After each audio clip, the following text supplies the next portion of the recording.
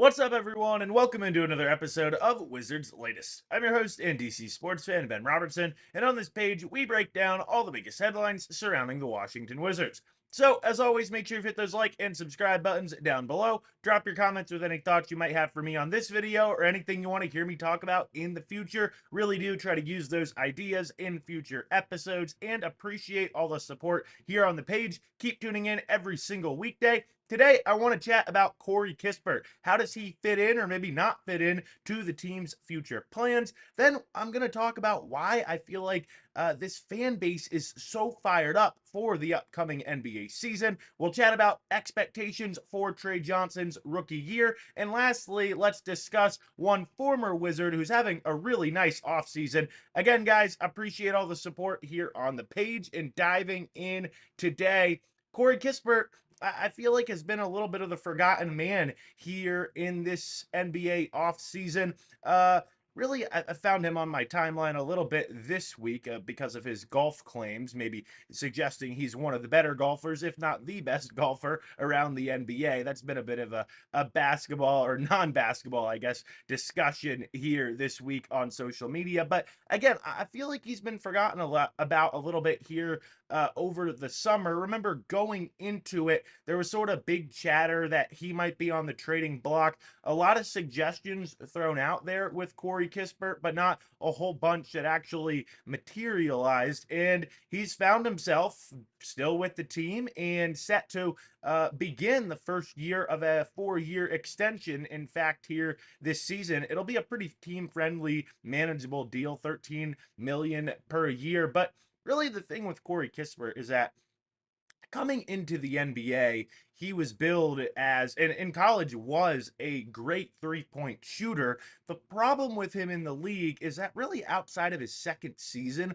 when he shot 42% from beyond the arc, he had a really efficient year across the board in that campaign. He hasn't been a good enough three-point shooter to maybe warrant that specialist title, and then also maybe cover up some of his other weaknesses on the court. So for a guy that is considered a three-point specialist, he's coming off a year where he shot 36% from beyond the arc. He's a career 38% three-point shooter. And really only in his second season have we seen that all put together of him just being that knockdown, absolutely cannot leave him open type of player. Maybe I'm underselling him a little bit in his career, but again, for me, he just hasn't been a good enough, an elite enough three-point shooter for a guy that's supposed to be a three-point specialist. Doesn't mean he's a bad player, but I do think it puts him in a little bit of an interesting spot. Of course, he's 26 right now. He had a 4-year college career going into year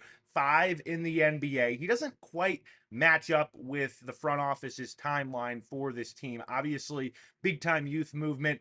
26, I mean, not over the hill by any means, but this franchise is looking for guys on rookie deals, looking for 19 to 22-year-olds that can sort of, especially going into this next season, that they can really build with as a group moving forward. And again, Kispert maybe just a little bit older than that timeline. One thing I will say separates him in this current roster is if he can get that shooting ability going and back close to an elite level in the NBA, he kind of gives a different element to the group that maybe isn't found elsewhere with this roster. And, I know Tre Johnson coming into the NBA, we're expecting to be an elite big time shooter and shot maker. I know CJ McCollum also at the guard spot, a really good shooter throughout his NBA career. I know Keyshawn George, he can knock down the long ball as well in those wing spots. But again, Kispert, or at least the idea of him, is maybe that only true knockdown three-point specialist. Again, I'll use that word, type of player. If that's who he is, or again, if that's who he can get back to being in the NBA, because we haven't really seen that over the last 2 years. But I think it makes him, again, a pretty interesting player to see. Can he boost his value maybe in a trade situation this year by getting that shooting going again? Or can he even prove to the Wizards front office that actually he is a part of maybe the long-term plan here and could be part of the core moving forward, even if it is in kind of a role player type situation. So again, interested to monitor and excited to monitor, honestly, what Corey Kispert can do this upcoming NBA season. And on that note, I feel like over more than the past 2 years, really, there's just a ton of excitement right now with this fan base going into this next season, myself included. Feel like I've been saying it all summer, really, now moving, into mid-September as well. Just so fired up for this year. And again, I realize it's probably another, whatever you want to call it, tank rebuilding type season. But I think there's a couple big factors that are kind of playing into this fan excitement going into this year. One, again, I think we all kind of realize this is the last year that we are in tank mode, or this organization is. And I think we're going to get to understand, like I'm talking about with Kispert, maybe it's not a Corey Kispert, but who the core players are going to be for the Wizards franchise moving forward. Are, some of the young guns going to take a step forward? I'm really interested to see that. And then the other thing is that there's just an influx of new talent and some new players on the roster. Obviously, CJ McCollum, that deal going down here this summer. You have a couple, rookies as well added. The picks from this year, the couple first rounders, and Will Riley and Tre Johnson, excuse me. Maybe even Jameer Watkins out of the second round gets in the mix as well. Obviously, you add a Cam Whitmore, who has been in the league for a couple of years, but everybody across the NBA kind of thinks there's unlocked potential and unlocked talent there. So I think just some of these new faces are something else, adding to the excitement level I've seen down in the comment section. I've seen, across YouTube and social media. Would love to know, more of your thoughts on that down in this comment section here today. But let's talk Tre Johnson here in his rookie year. I've seen this discussion kind of going around as well.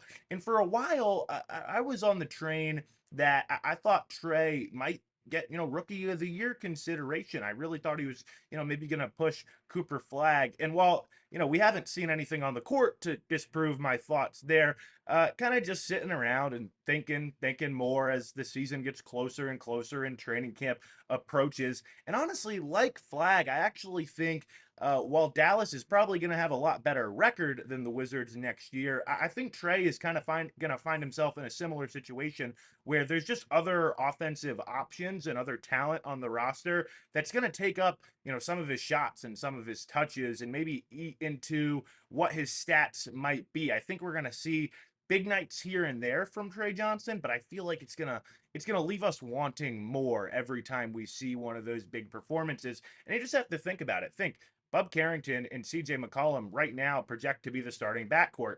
And so that, has Tre coming off the bench, and then he has to deal with Cam Whitmore, a Keyshawn George, even a Chris Middleton, also, taking up shots and taking up minutes and just, being in the flow of the offense. I hope I'm wrong about everything I just said, to be quite honest. I really hope Tre comes in, takes over right away, says, hold up, I got this, kind of just proves, or maybe just with his play, just forces his way onto the court, forces his way into being a leader of the offense. But wonder if maybe that's a little bit too much to ask for early in his rookie year. Excited as well to see how this rookie season goes with Tre Johnson. But again, I think my expectation right now is that we're gonna see flashes, and we're gonna know what we have maybe after this campaign with Tre.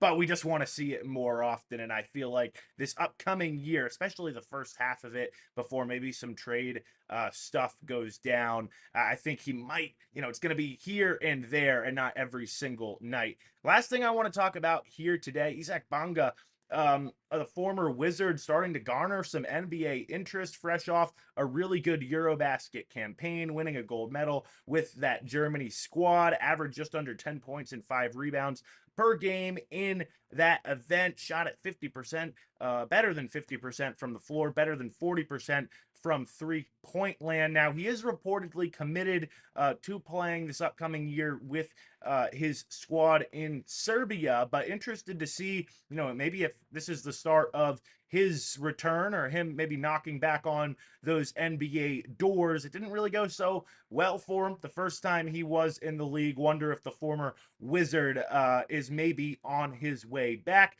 But we will keep you posted on everything Wizards related right here on the page. So make sure you've hit those like and subscribe buttons down below. Drop your comments with any thoughts you might have on this video or anything you want to hear me talk about in the future. Again, guys, appreciate all the support and thanks for watching another episode of Wizards Latest.